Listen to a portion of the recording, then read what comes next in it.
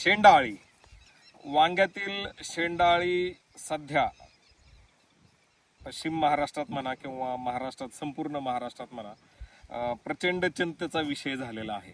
आणि शेंडाळी ही एक अशी आळी आहे ज्यावरती खूप मल्टीनॅशनल कंपन्यांचे प्रॉडक्ट शेतकरी वापरतात, 3-3 दिवसाला फवारा करतात, परंतु शेंडाळी कव्हर होत नाही.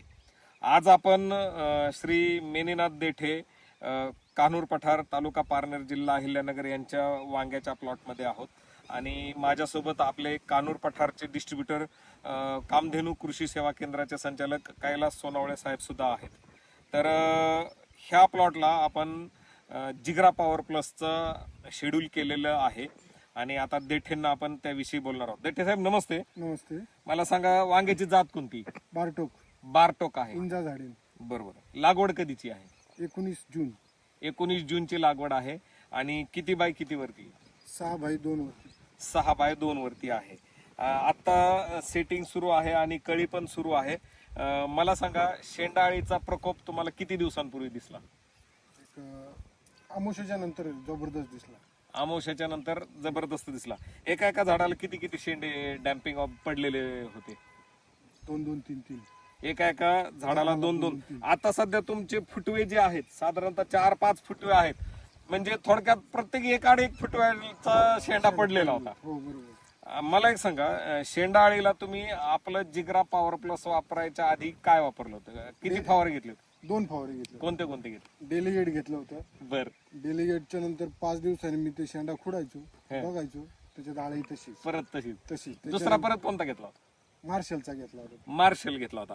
मार्शल आणि डेलिगेट होता. पण मार्शल आणि डेलिगेट घेऊन सुद्धा शेंडाळी स्टॉप झालेली नव्हती. त्याच्यानंतर तुम्ही सोनावळे साहेबांच्या मार्फत आपलं जिग्रा पॉवर प्लस घेतला होता. जिग्रा पॉवर प्लस घेतलेले आता किती दिवस झालेले? शनिवारी घेतलेला आहे. आता शनिवार म्हणजे रविवार, सोमवार, आज तिसरा दिवस आहे. आता तुम्हाला पडलेले शेंडे दिसतात का? नाही दिसत. 100% कंट्रोल. 100% कंट्रोल.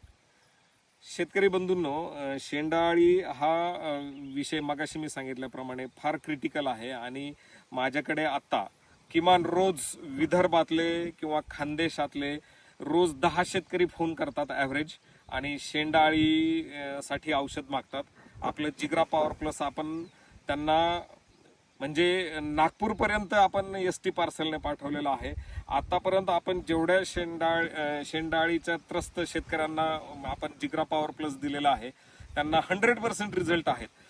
शिवाय किमान 15 ते 20 दिवस हे रिझल्ट मिळतात. पण त्याचं कारण असं आहे, आपल्या औषधाची पॉवर तर महिना ते 1.5 महिना टिकली पाहिजे, पण 15 ते 20 दिवस कारण मी सांगतो तुम्हाला. शेंडाळीची जी लाईफ सायकल आहे, अंडी ते आळी ही स्टेज साधारणतः 20 ते 22 दिवसांची आहे.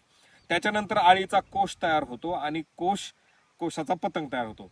सर्रास शेतकरी एक चूक काय करतात, शेंडे खुडतात, अफेक्टेड शेंडे किंवा किडलेले वांगे काढतात आणि बांधावर किंवा इतरत्र फेकून देतात.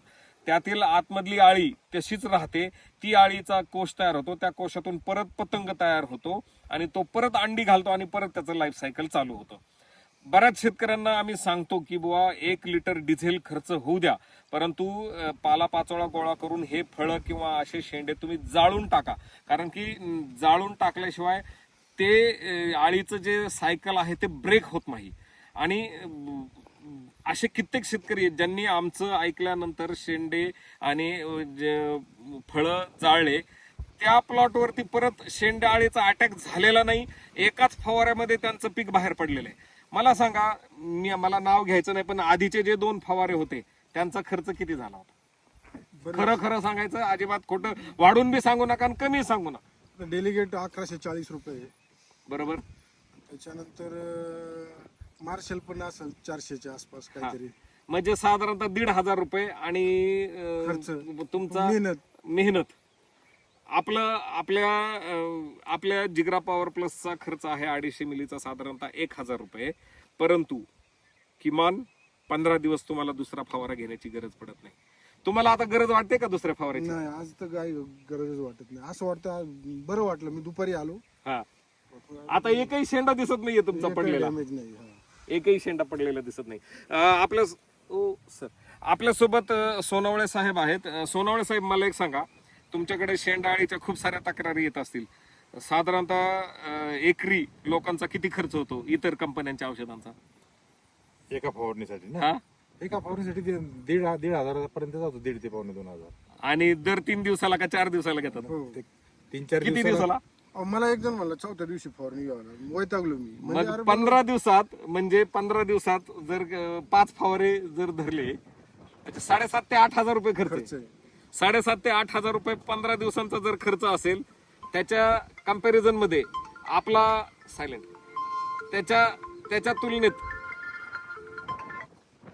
तुलनेत आपला 1,000 ते 1,100 रुपये खर्च, म्हणजे जवळपास 6 पटीने खर्च कमी आहे. शिवाय एकदाच फवारायचे आणि शिवाय गॅरंटेड रिझल्ट. Guaranteed. इतर वांगे उत्पादक शेतकऱ्यांना काय सल्ला द्याला आपल्या जिगरा पॉवर नाही, प्लस? वापरलंच पाहिजे. 100% वापरलं पाहिजे, तरच तुम्हाला रिझल्ट येणार. नाही तर अन्यथा शेती तोट्यात आहे.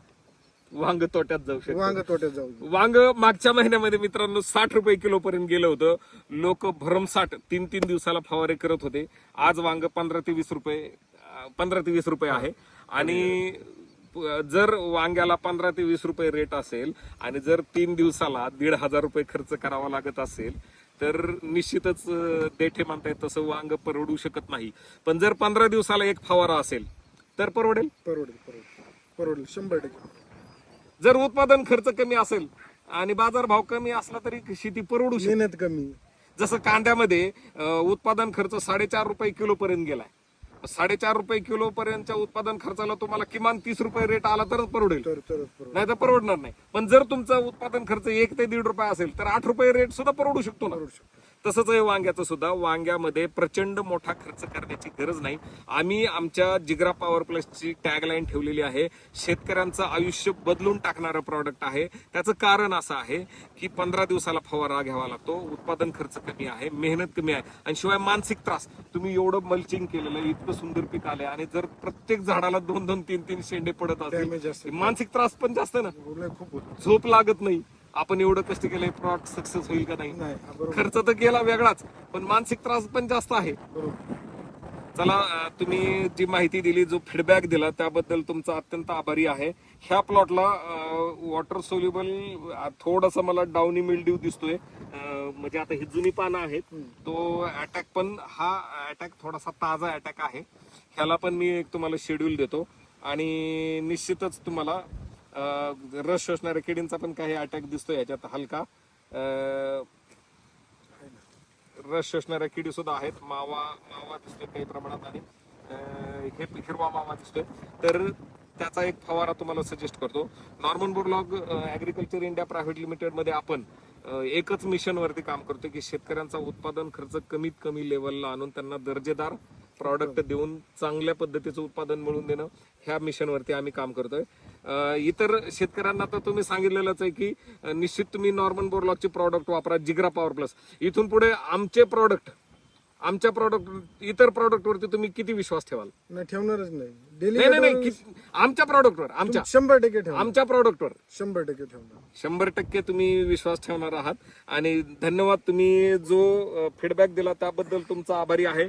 आपण ह्या प्लॉटला अजून एक 10-15 दिवसांनी पुढचं शेड्यूल केल्यानंतर आपण परत एकदा कंडिशन दाखवू.